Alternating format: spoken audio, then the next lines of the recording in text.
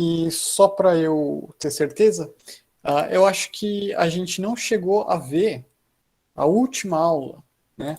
Porque eu até cheguei a postar uma aula, eu acho que não, vocês acabaram não vendo, né? Por causa do dia que eu postei, talvez. Mas a última aula que a gente teoricamente teve, né? Que foi a aula sobre teatro, né? Só confirmem para mim, pessoal, se vocês viram ou não a aula de teatro, que é para eu saber e poder. Ah, tudo bem, Vitória. Acontece, né? Enfim. Porque aí dependendo, a gente altera um pouquinho, né? Na verdade, a gente vai terminar agora o restinho de conteúdo que a gente tinha, né? E fazer também um panorama geral, né? Eu vou apresentar também, né?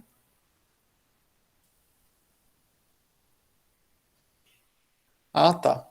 Então eu até cheguei a colocar a aula seguinte, né? Mas acho que não deu tempo de verem, né?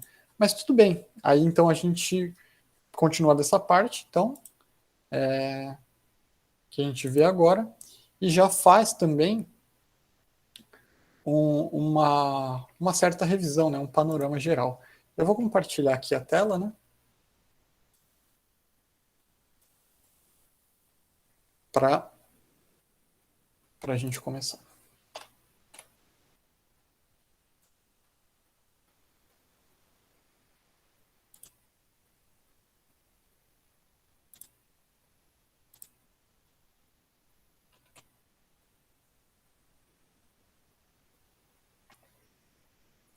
Ok, então. A nossa aula, então, né, de continuação é a aula de teatro, né? Para essa aula de teatro, a gente vai ver um panorama abrangente, de certa forma, né? Para a gente entender quais são os processos que levaram a gente até o momento em que a gente está agora, né? Um período mais contemporâneo. A gente vem nas nossas últimas aulas aí falando, né, de tendências contemporâneas no geral, né? Então a gente começou falando sobre modernismo, né? Então a gente começou na primeira fase de 22, certo?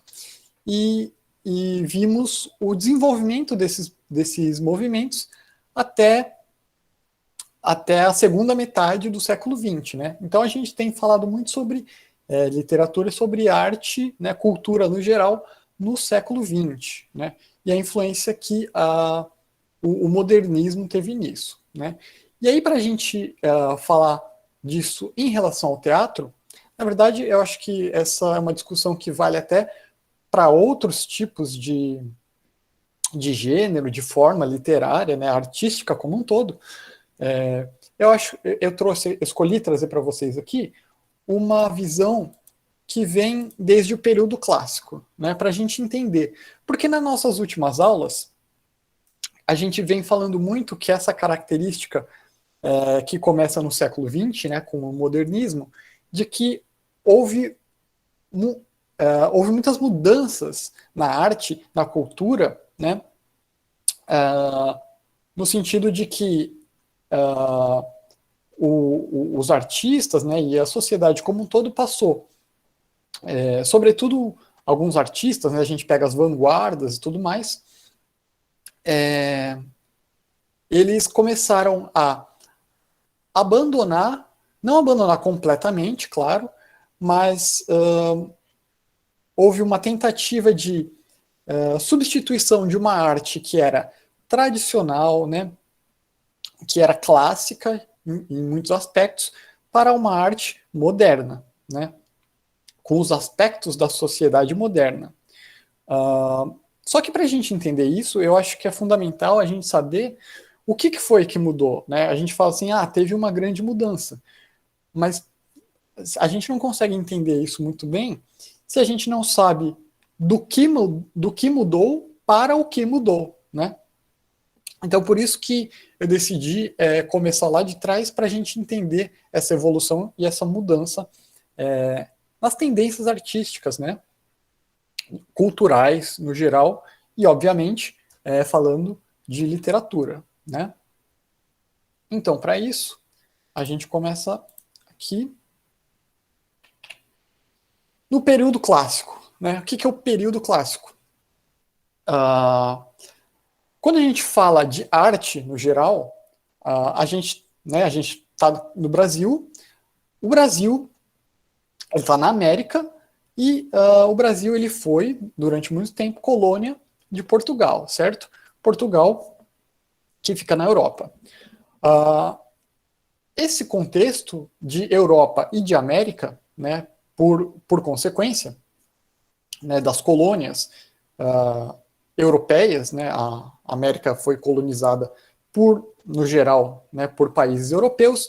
Então, esse conjunto de países, né, e de nações americanas e europeias, né, a gente considera isso como Ocidente, né, ou seja, a parte mais a oeste, né, do planeta, por assim dizer. Enquanto a parte leste a gente chama de Oriente, né? Oriente, na verdade, é uma coisa muito mais plural, né? Quando a gente pensa em Oriente, a gente está falando tanto de Japão, de China, Coreia, Sudeste Asiático como um todo, mas também de Índia, né? Também de Paquistão, até de Oriente Médio, mundo árabe, né? Isso tudo é Oriente. Mas quando a gente pensa em cultura, na nossa cultura que a gente vive, que a gente conhece mais aqui, nessa parte do globo, a gente está falando de uma cultura ocidental, né? E essa cultura ocidental, ela teve início, né, oficialmente, né, do que a gente conhece, no período clássico. Período clássico, o que significa? Significa que a gente está falando de Grécia Antiga, né, e também um pouco de Roma Antiga, né, mas principalmente de Grécia, né, que surgiu a maior parte dos conceitos que a gente tem sobre cultura e sobre arte nasceram, então, nessa época na Grécia Antiga, certo? Então, aí há mais de 2000 anos atrás, né, na Grécia, naquela região do Mediterrâneo, né? E quando surgiram esses conceitos lá na Grécia Clássica, na Grécia Antiga, a gente tinha que a literatura, na verdade, naquela época era chamada de poesia, né? A poesia era o termo que se usava para falar sobre toda a literatura, né? Artes, no geral, era chamado de poesia, né? E poesia hoje, o termo a gente tem uma definição um pouco mais específica, né? Mas para eles poesia era todo esse campo da literatura, né? Todo esse campo da arte. E a gente tinha basicamente 3 tipos de literatura, ou 3 tipos de poesia, né? Como como era chamado, né? Então a gente tinha a poesia épica, a poesia lírica e a poesia dramática, né? Esses são conceitos que, em grande medida, né, não do mesmo jeito, mas eles sobrevivem até hoje, né? Muito do que a gente tem de arte hoje se baseia nesses conceitos. E o que são esses conceitos, né? A gente tem a poesia épica, que é a poesia ou a literatura, né, se a gente estiver falando em termos modernos, a literatura que conta uma história, né? É uma narrativa baseada muitas vezes numa linearidade, né? Então é aquele conceito que a gente conhece de história, com um começo, um meio e um final, né? Uma narrativa, uma história que é contada. E aí, nesse contexto de Grécia Clássica, Grécia Antiga, é a poesia épica, né?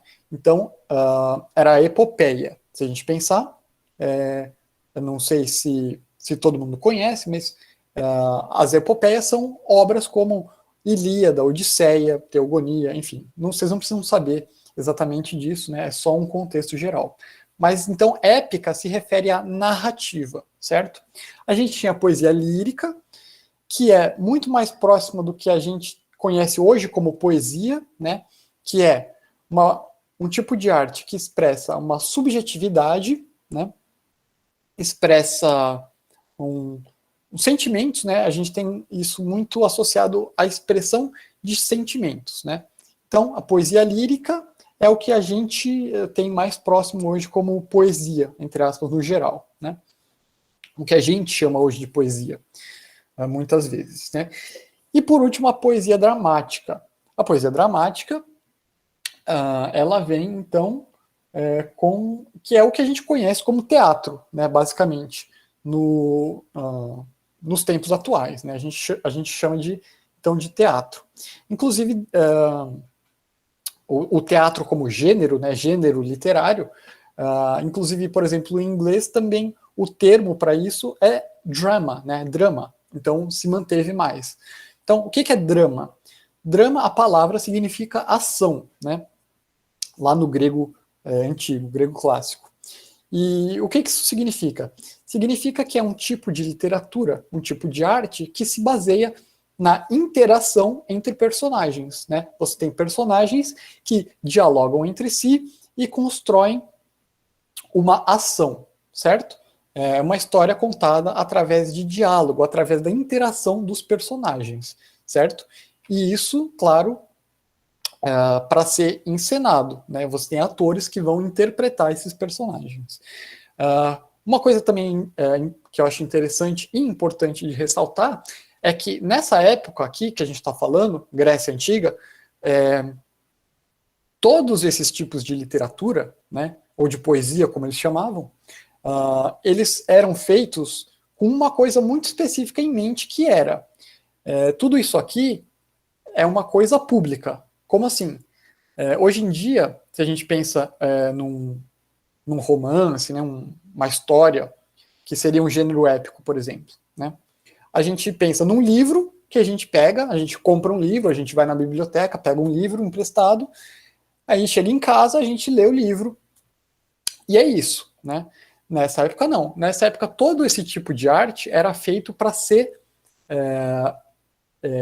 usufruído em público, né? Então, os textos eram para ser lidos ou interpretados em público, né? Em eventos, em festivais, tudo mais. Não existia a ideia de literatura como uma coisa individual, né? Esse conceito só surgiu muito depois, certo? Isso aqui tudo era para ser feito em público, né? Era pensado para ser feito em público. E o exemplo maior disso é o teatro, né? O teatro ele é feito para ser encenado. Não só a atuação, mas até a escrita do texto teatral, ele pressupõe que vá existir, em algum momento, uma audiência, né, que está assistindo aquela interpretação, certo? Então a gente tem aí esses três tipos de literatura, esses três tipos de poesia, né, como era chamado, e eles, durante muito tempo, até hoje, em grande medida, eles são o que baseiam a nossa literatura, a nossa arte, né? Com o tempo, claro, isso foi se modificando e a gente vai ver um pouco disso também. Falando especificamente sobre o gênero dramático, né, que é o nosso foco aqui hoje, que é o teatro, a gente tem que existiam dois gêneros principais de teatro, né, que eram a tragédia e a comédia.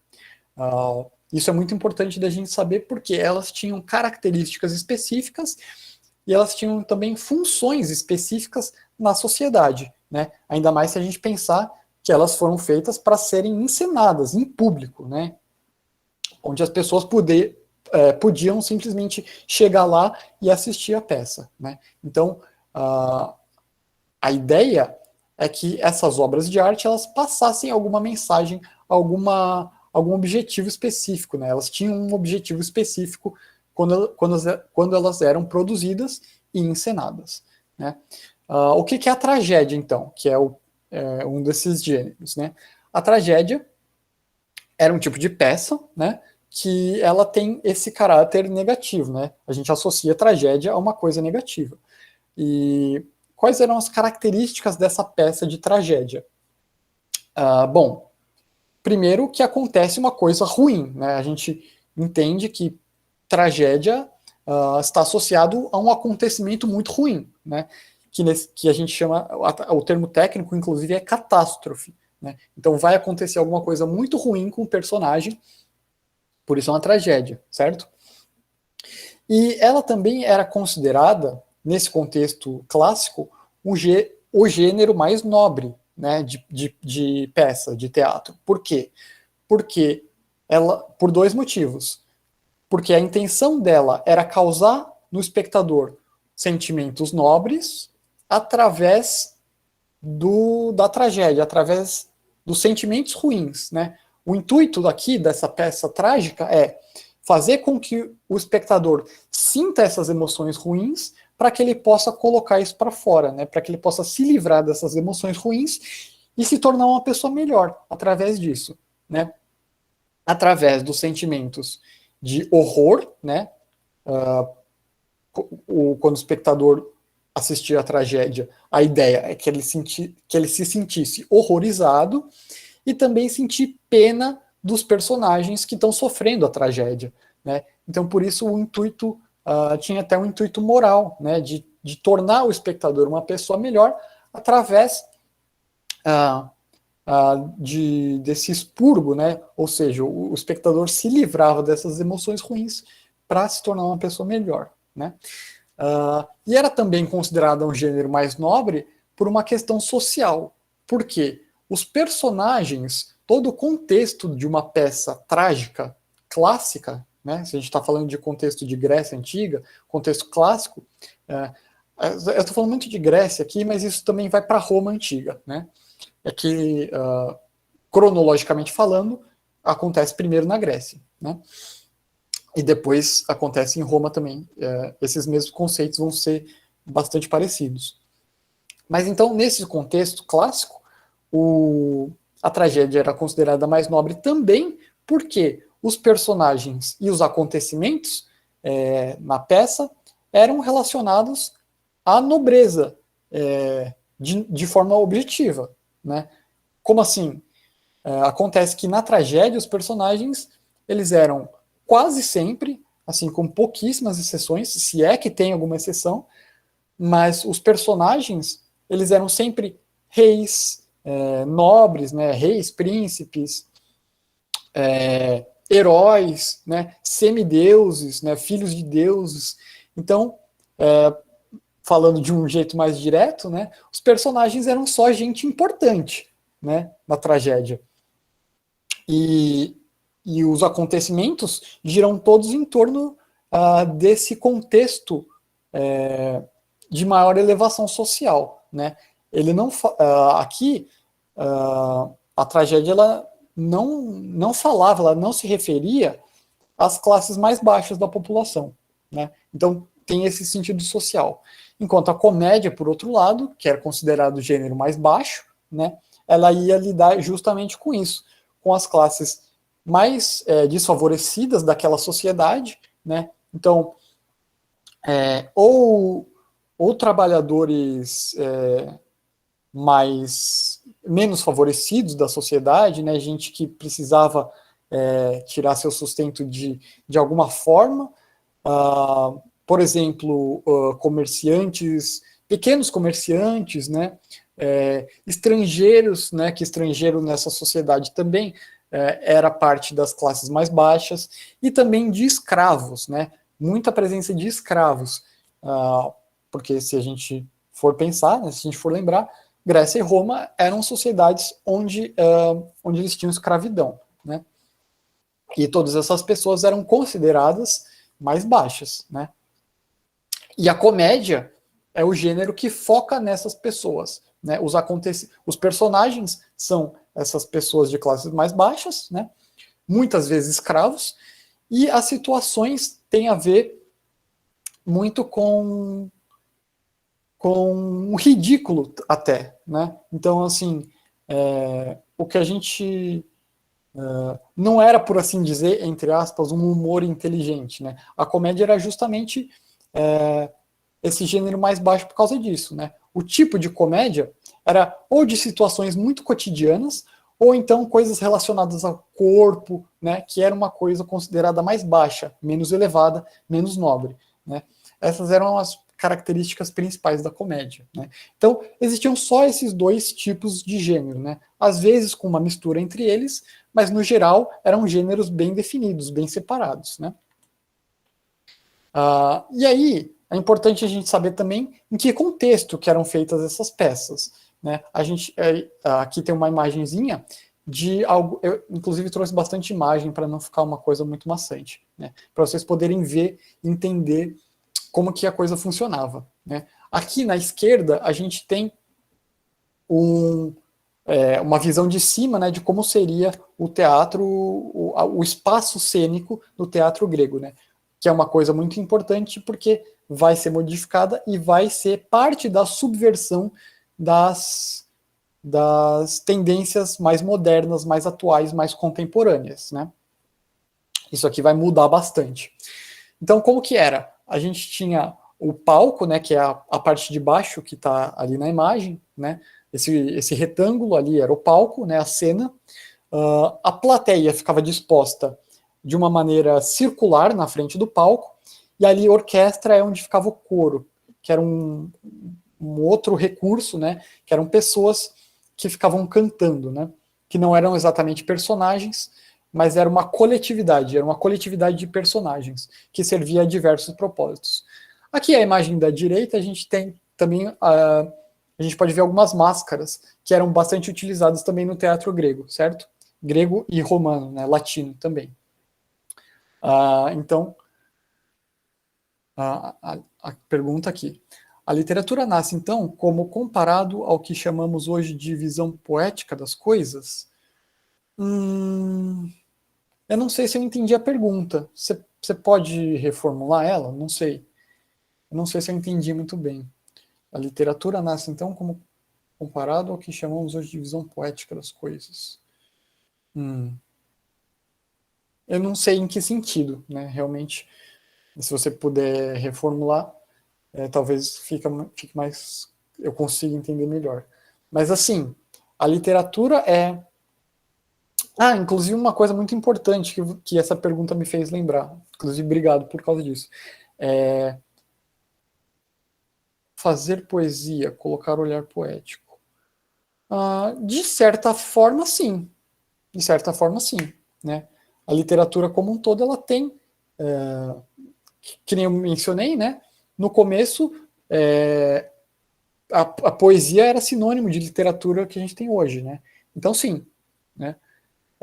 Inclusive, todos os tipos de literatura, todos os tipos de poesia, seja ela épica, seja ela dramática, seja ela lírica, nessa época clássica, isso está tudo muito associado às questões espirituais também, né? Como assim? Todos esses tipos de texto, eles tinham uma presença muito forte de religião, por exemplo, né? Então, a epopeia era assim, nas histórias das epopeias, os deuses eles fazem parte fundamental da história, né? Até que quando a gente está falando de teatro também, a gente tem frequentemente, quase sempre a gente tem presença de deuses interferindo na história, né? Às vezes eles aparecem em cena, inclusive, às vezes não, mas eles quase sempre estão presentes de alguma maneira, né? Então, toda a literatura aqui, ela está sempre associada a uma questão espiritual, religiosa mesmo, né? E a gente vai ver que depois isso vai se modificar de alguma maneira, né?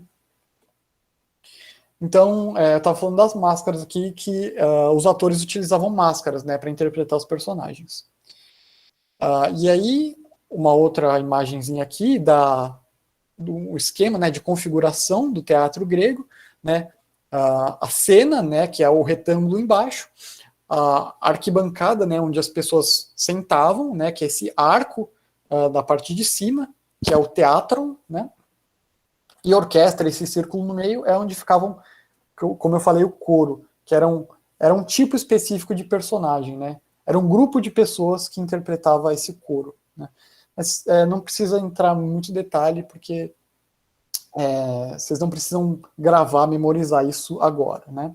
Aqui uma foto de um teatro grego nos dias atuais, né? Você vê as pessoas aqui visitando, né, como um ponto turístico, mas é um teatro do período clássico, né? Ele foi construído no período clássico para serem encenadas esse tipo de peças, né?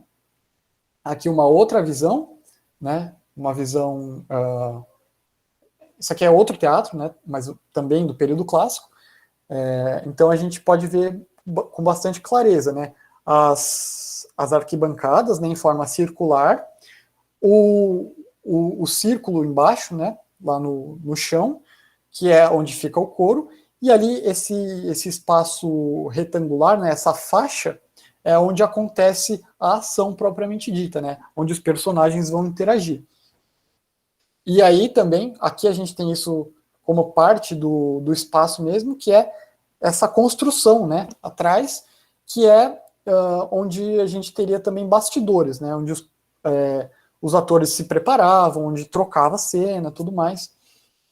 Então, existe um sentido aqui também de esconder certas coisas, né, do espectador, né, porque é como se aquilo que estivesse sendo encenado era muitas vezes uma representação daquilo que eles consideravam como uma realidade, né? Então, o teatro, ele tinha esse caráter de ilusão, né? Então, eles tinham, o intuito era fazer o espectador acreditar que aquilo poderia estar acontecendo de fato, né? Então, por isso, ilusão. Aqui uma outra foto também, de um outro teatro, e é importante também notar, lembro sempre do deus Dionísio. Sim, exatamente, o deus Dionísio está fortemente relacionado com o teatro, né? Inclusive, em muitos casos, a gente tinha na orquestra, né, essa parte circular do chão, muitas vezes se tinha um altar a Dionísio, né? Que ele é considerado também um patrono das artes, da poesia, né? Então, a associação está perfeita aí. O que eu estava falando é que, sim, uma coisa importante de se notar é que, se vocês forem ver, todas essas imagens aqui, isso aqui é tudo a céu aberto, né? Então, não existe um lugar fechado. O único lugar mais ou menos fechado é, nesse caso aqui, que tem essa construção que serviria como bastidor, né? Mas a cena, o palco, ele está a céu aberto. A plateia fica a céu aberto, né? Justamente também pelo caráter público disso, né? Essas coisas eram para ser encenadas em público, as pessoas elas poderiam chegar lá e assistir a peça sempre que ela estivesse acontecendo. E aí, esses são basicamente as características clássicas, né, onde surgiu esse tipo de manifestação cultural, né? A gente vai passar um pouquinho pela história para entender como isso se modificou, e falando um pouquinho das características, mas mais brevemente, né? A gente tem aqui o teatro medieval. A gente, né, cronologicamente falando, a gente passa do período clássico para o período medieval. O período medieval, ele é marcado no teatro, especialmente, por uma mudança significativa, né? Se a gente tinha aqueles teatros grandes, né, abertos, espaçosos, aqui, na época medieval, a gente não tem mais isso.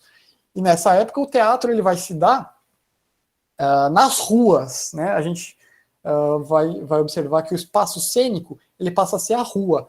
E o palco, o lugar onde os atores vão encenar, eles são ou palcos improvisados, erguidos na rua, assim, meio que na hora, ou então em carroças, né, em vagões de carroça, de carruagem. Que nem a gente pode ver aqui, as imagens, algumas não são muito boas, né, não são muito nítidas, mas acho que dá para ver.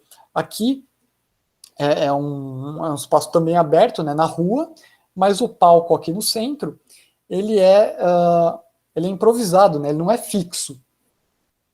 Então, a gente tem esse outro caráter aqui que não existia mais inclusive por questões históricas da época, né, de feudalismo, a gente está falando de feudalismo, Idade Média, não existia mais um espaço fixo para ser encenado, né, para o teatro.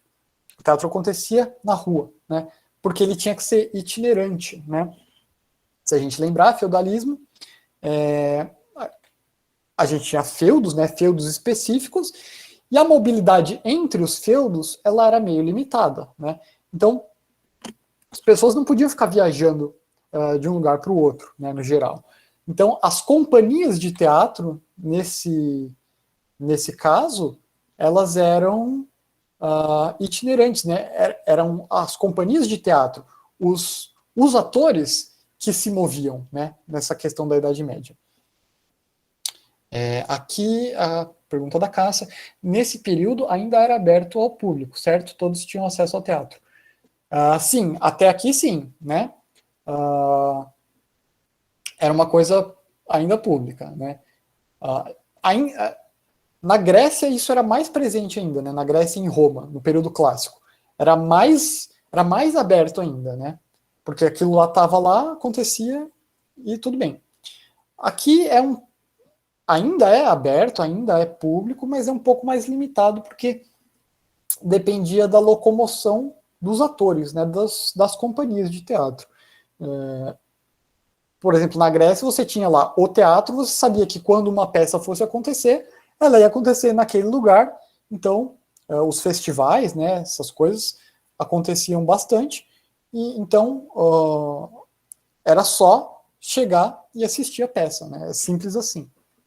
Nesse período tem uma certa complicação a mais, mas ainda assim é público, né. E aqui também uma outra imagem que não muito nítida, mas é basicamente isso. E a gente tem aqui também, né, uma mudança de tom e de conteúdo também, né. Nessa época medieval, as peças elas passaram a ser basicamente peças sobre a Bíblia, né. Que nem eu falei, no período clássico, muitas vezes a gente tinha a presença dos deuses, né, dos deuses do politeísmo greco-latino, né, greco-romano. Então, Zeus, Hera, Afrodite, né, e tal. Na Idade Média, a gente já tem a consolidação do cristianismo, né? Então, as peças aqui, elas tinham temática também religiosa, mas cristã, né? Então, as peças aqui que eram encenadas eram cenas da Bíblia, né? Tanto do Novo quanto do Velho Testamento. Aqui mais uma imagem, né, aqui a gente pode ver inclusive a carroça, né? A gente pode ver as rodas da carroça e aqui uma peça sendo encenada, né, da crucificação de Jesus. Então temas religiosos, né? Especialmente. Então a questão espiritual, a questão religiosa está ainda muito presente, certo? Passando então da Idade Média para a Idade Moderna, né, final da Idade Média, começo da Idade Moderna, a gente tem o palco elisabetano, né, que a gente chama o espaço elisabetano, que tem a ver com Rainha Elizabeth, né, primeira, no caso. Mas então a gente tem já um prédio que o palco ele fica a céu aberto, mas aqui a gente já tem um prédio, né, a gente tem uma edificação onde o teatro vai acontecer, né.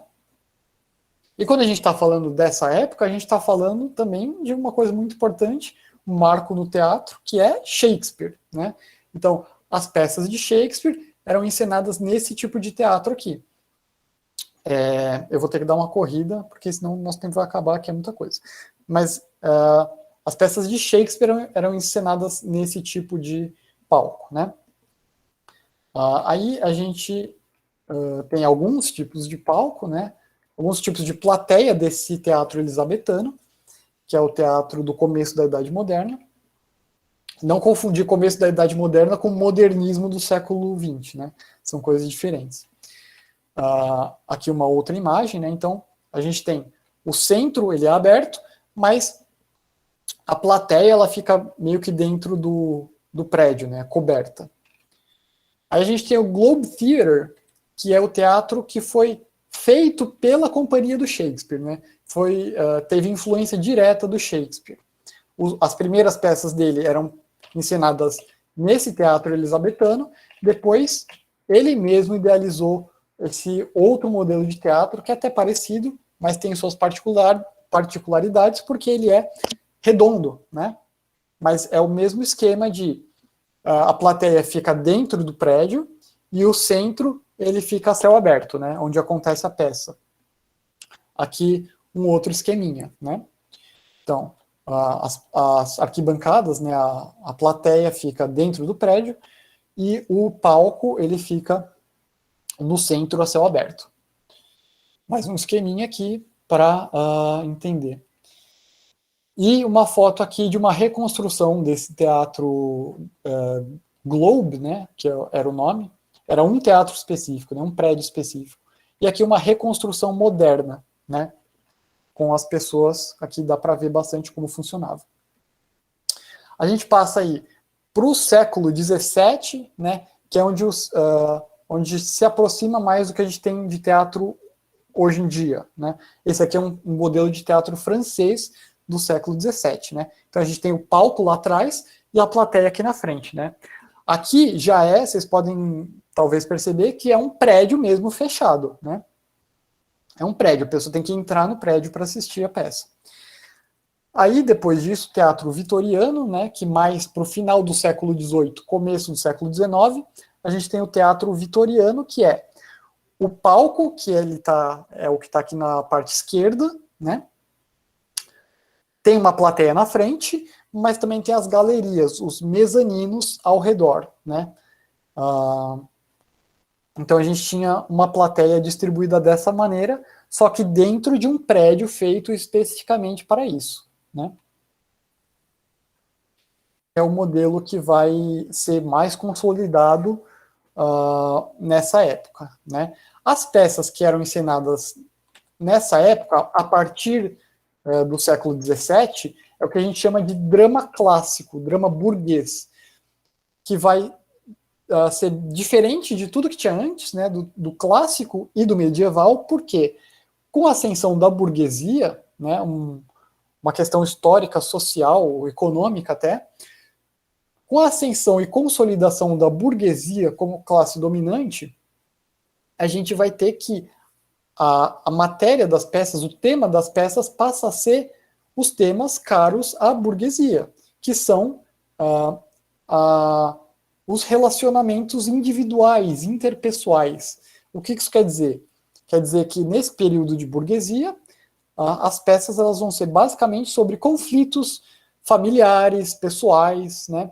E elas acontecem todos em ambientes fechados, né? Ou seja, o teatro ele vai ganhando cada vez mais um caráter individualista, né? Como é próprio das ideologias burguesas. Então, aqui, no século XIX, é o auge disso, é o auge do drama burguês, né? Aí a gente passa o que a gente chama de teatro moderno, entre aspas, que é o que a gente geralmente pensa quando a gente pensa em ir ao teatro hoje em dia, que é o teatro de proscênio ou o palco italiano, que é ainda, né, um prédio com um palco na frente e uma audiência, né, uma plateia na frente, certo? Que pode ser distribuída de maneiras diferentes, mas que é basicamente isso. O palco que é uma caixinha lá no fundo e a plateia na frente assistindo ao que se passa no palco, né? Algumas formas, né, de disposição da plateia, né, que variam, mas que não tem tanta importância agora, é só para ilustrar mesmo. Desse palco italiano, que é o mais comum para a gente hoje em dia. Então, várias formas aí. E algumas imagens, né, do teatro, se a gente pensar em teatros modernos, né, de hoje em dia. Então, algumas imagens diferentes aqui, né. Aí, as tendências do teatro moderno e contemporâneo no Brasil, né. Então, agora a gente retoma toda aquela parte que a gente estava falando nas últimas aulas, que é de contexto de modernismo, né, de século XX e tudo mais. Então, até aqui o vitoriano era século XIX, né, e século XX Aqui a gente tem o palco italiano, que é mais ou menos do começo do século XX, que é o que a gente tem predominante até hoje. E aí a gente passa para as tendências contemporâneas e modernas, especialmente no Brasil, né? Então, recapitulando aqui rapidamente os assuntos das nossas aulas. Século XX, modernismo, né? O modernismo no Brasil começa então oficialmente na década de 20, né, 1920, e ele busca o quê? O movimento modernista no geral, né? Ele busca romper com as formas clássicas, né? Ou então deixar as formas clássicas em favor de uma arte nova, uma arte moderna, e, no caso do Brasil, uma arte que seja brasileira, que reflita a essência do que é ser brasileiro, né? E, bom, o teatro, especificamente, o teatro moderno contemporâneo, tem a influência do modernismo, né? Ou seja, modernismo que surgiu em 22, a gente pensa lá na Semana de Arte Moderna, né? Semana de Arte Moderna, a gente tem grandes nomes do modernismo, como Mário de Andrade, Oswald de Andrade, né? Nessa época, a gente tem uma peça muito importante que é produzida nessa época, que é o Rei da Vela, né? Que é produzida já nessa década de 20, 30, mas que ela nunca foi encenada de verdade, né? Nessa época. Ela foi produzida nesse contexto de Semana de Arte Moderna, de 22, mas nunca tinha sido encenada. Ela só vai ser encenada décadas depois, na década de 60, né? Então, esse teatro contemporâneo que a gente está pensando aqui é o teatro a partir da segunda metade do século XX, né? Então, final dos anos 50, começo dos anos 60. E a influência tardia da primeira fase do modernismo com essa peça, O Rei da Vela, né? Que vai ser encenada e vai dar o tom do teatro dessa época aí a partir dos anos 50, 60, né? O pós-guerra, né, que é muito influente nessa produção, que a gente tem o final da Segunda Guerra em 45, né? Então, toda a produção após esse período vai ter influência tanto dos horrores da guerra, quanto de um sentimento de reconstrução do pós-guerra, né? Então, se a gente pensar no contexto americano, por exemplo, a gente tem na década de 50 um otimismo muito grande, né? Na sociedade norte-americana, por exemplo, nesse período do pós-guerra. Já no Brasil vai ser um pouco diferente, né? E a gente tem uma coisa muito importante que vai influenciar de uma maneira radical a produção cultural, especialmente o teatro no Brasil, que é a ditadura de 64, né? O golpe cívico-militar de 64, que instaura a ditadura, e a partir desse período a gente vai ter um momento de alta repressão cultural, né? Ou seja, um período em que a gente tem uma repressão muito forte de ideias, e isso vai também para o espaço da cultura, né? A pergunta aqui, professor, há muitas divergências entre as três gerações modernistas? Então, algumas, mas na verdade não muitas, né? O que acontece entre as três gerações modernistas é mais uma mudança de foco, né? Mas todas têm características modernistas, né? Todas têm essa característica de inovação, né? E de retrabalhar conceitos que já existiam para fazer algo novo, né? A diferença é que a primeira geração, por exemplo, né, que é a de 20, 22, ela está focada em... bom, a gente tem um período de começo de industrialização no Brasil, e a gente tem o início dessa produção que seria considerada brasileira, né? E para isso romper com a forma clássica, né? A segunda geração, de 30, ela já foca numa questão regional, né, na maior parte das vezes. Então a gente tem escritores falando da realidade nacional, mas especialmente regional, né? Então a gente tem a ascensão de vários nomes, vários autores do Nordeste, por exemplo, né? Quando a gente pensa em regionalismo, em modernismo de 30, a gente está pensando muito fortemente em Graciliano Ramos, em Raquel de Queiroz, em Jorge Amado, né? Que vão retratar a realidade regional deles, né? E aí depois, a terceira geração, né, de 45, a gente tem mais uma questão urbana, né? A gente tem um foco mais na realidade urbana, né? Na década de 30 a gente tinha um foco na realidade ou sertaneja ou do interior, né? Muitas vezes, e aí na geração seguinte um foco maior na realidade urbana, né? Porque também um momento de ascensão da industrialização, a gente tem construção de Brasília, aumento das rodovias, né? Então, uma modernização muito forte do país em questão tecnológica, e as grandes cidades elas passam a ter um papel fundamental nisso, né? Mais ou menos isso. Não sei se eu consegui responder muito bem a pergunta, mas é isso, né? E aí, mas todos têm essa característica em comum, que é construir uma arte nova e uma arte nacional, né? Falando sobre o Brasil, né, no caso. E aí, voltando aqui, então, o terceiro ponto crucial para esse teatro moderno contemporâneo, que é a ditadura, né? Ou seja, a partir de 64 a gente tem repressão muito forte, repressão ideológica, repressão cultural, né? Isso vai influenciar muito todos os tipos de arte, mas especialmente o teatro. O teatro, essa resposta à repressão, ela pode ser verificada muito intensamente no teatro, né?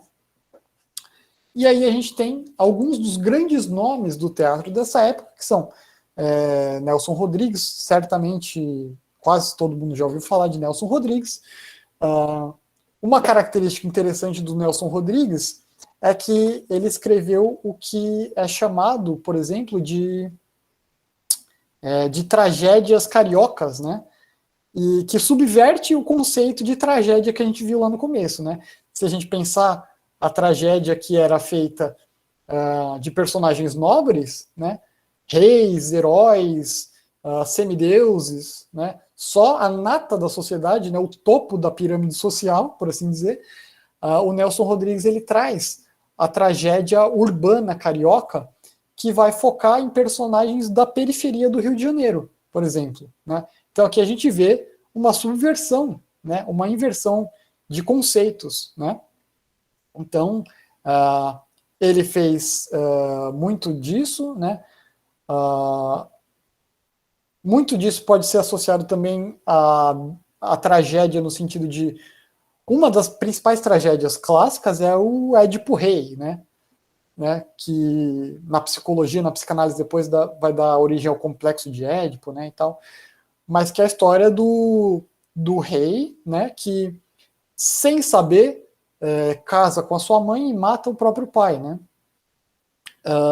O Nelson Rodrigues vai trazer isso na sua obra, de certa forma, porque ele vai trabalhar coisas que eram consideradas tabu também, como incesto, por exemplo, né, relações conflituosas dentro da família, né. A gente tem o Ziembiński, que é um ator e diretor estrangeiro que vem da Polônia, né, que chega ao Brasil, que influencia muito fortemente essa produção cultural teatral no Brasil na segunda metade do século XX, porque ele traz esses conceitos inovadores no sentido de pensar e produzir teatro, né? Então, como diretor, ele fica também muito proeminente, né? Muitos dos aspectos que eu vou comentar, né, daqui para frente são de alguma maneira influência, né, do Ziembiński. A gente tem outros grandes nomes como Dias Gomes, né?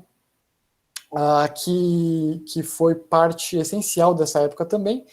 E eu comentei, né, que a partir dos anos de ditadura a gente tem uma reação forte no teatro, né? E o que isso quer dizer? Quer dizer que o teatro, a partir dessa época, ele passa a falar explicitamente, de maneira muito intensa, de problemas sociais, né? Então, fome, pobreza, desemprego, são coisas que aparecem muito forte no teatro dessa época. Regimes ditatoriais, né? Então, autoritarismo, né? Então, é um teatro que ele está muito engajado politicamente e socialmente, né? Muitas vezes a gente tem autores e atores que têm tendências socialistas, comunistas, revolucionárias, né?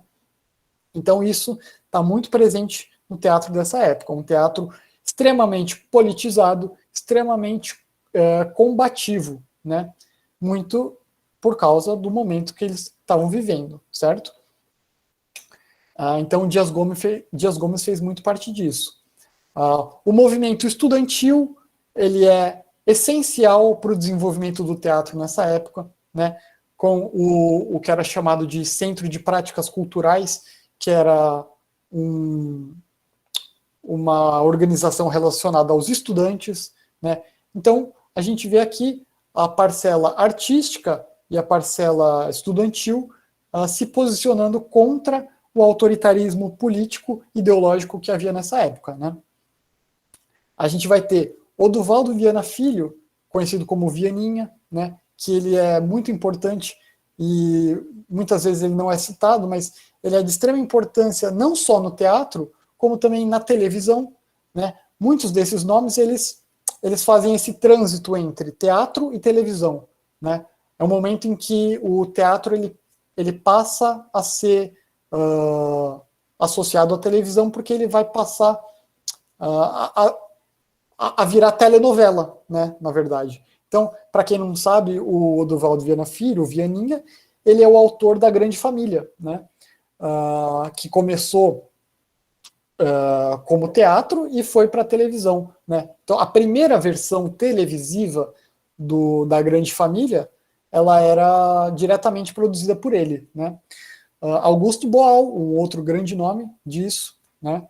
Pois é, então, a gente muitas vezes isso nem essa informação nem chega na gente, né? Muitas vezes. Augusto Boal, né? O Ariano Suassuna, também muito conhecido pela sua peça O Alto da Compadecida, né, que valoriza a cultura popular, sertaneja, né, também.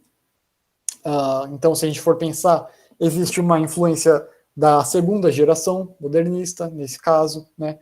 O Gianfrancesco Guarnieri, que talvez muitos de vocês não conheçam por nome, mas já tenham visto na televisão, né, que virou um ator famoso, né, na televisão.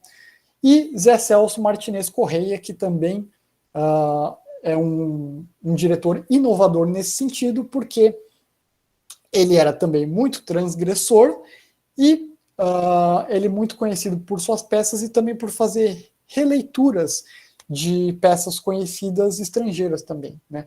Ele faz não só peças originais, como reinterpretações de peças conhecidas de outros contextos, de outros países, por exemplo, né? Então, se a gente tivesse que citar alguns nomes principais dessa época, né, eu diria, por exemplo, que seriam o Zé Celso Martinez Correia e o Oduvaldo Viana Filho, seriam alguns dos principais. E Augusto Boal também, bastante importante, né? Não que os outros não sejam, claro, mas eles foram os que tiveram mais ativos nessa cena teatral, né? E aí algumas transgressões, né, algumas quebras com o tradicional, que é próprio dessa época, que aconteceram no teatro, eram também na forma teatral, no espaço teatral, que é o que eu vou mostrar aqui para vocês agora, que é o seguinte: o teatro, ele deixa de ser aquela caixinha lá no fundo, com a plateia na frente, e a gente tem a criação dos teatros de arena, onde o palco fica no meio e a plateia fica toda rodeando o palco, né? O nosso tempo está acabando, eu vou finalizar já. Mas a gente tem a criação desse teatro novo, que é o teatro de arena, né? Onde a gente tem a plateia que está circulando todo o palco, né? Então, não existe mais ilusão aqui. O teatro ele não quer mais ser um reflexo da realidade. Ele quer ser uma coisa diferente, né? Ele quer falar sobre a realidade de modo crítico, porém, ele não se propõe a ser realidade, né? Deve ser incrível para os atores. Sim, e, bom, eu não sou ator, mas é muito desafiador para os atores fazer isso, né? Porque eles estão sendo observados o tempo todo, de todos os ângulos, né? Então, uma inovação no sentido da forma aqui, né? Aqui alguns tipos de teatro de arena, né? Alguns tipos de disposição de palco, só para ilustrar. Aqui uma foto do espaço do teatro de arena, né, de São Paulo, essa foto de 1958. Aqui é o interior do teatro de arena, né? Aqui no centro é o palco, né? Aqui o teatro de arena da Universidade Pontifícia, né, a PUC. Então, o teatro de arena da PUC. E aqui um outro teatro muito importante, que é o Teatro Oficina, né, que vai ser criado nesse contexto aí dos anos 60, ditadura e tal, que vai ser muito importante, onde vão ser ensinadas diversas peças de cunho transgressor, de cunho de oposição ao regime militar, né? Então, aqui no Teatro Oficina, o meio, essa linha no meio é o palco, e todos esses andaimes e tal, assim, do lado são a plateia, né? Aqui uma outra foto de uma encenação no Teatro de Arena, né? Isso aqui é uma peça do Brecht, a imagem não está muito boa, mas também é só para ilustrar. E é mais ou menos isso, né? Chegamos aqui ao final, então. Não sei se a gente tem muito tempo para comentários, perguntas e tal, mas se vocês quiserem fazer alguma colocação, é isso. Se não, eu agradeço, né? Eu espero que tenha dado para entender alguma coisa que tenha ficado claro.